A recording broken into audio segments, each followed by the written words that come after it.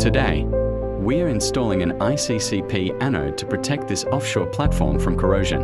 Before any lift begins, the job is planned, checked, and fully controlled. On the surface, the anode is rigged using certified slings, shackles, and tag lines. Every connection is inspected because safety starts on deck. The crane lifts the anode slowly from a vessel. As it enters the water, extra care is taken in the splash zone.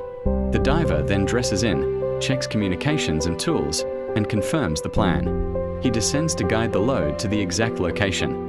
Once positioned, the anode is lowered, aligned, and secured.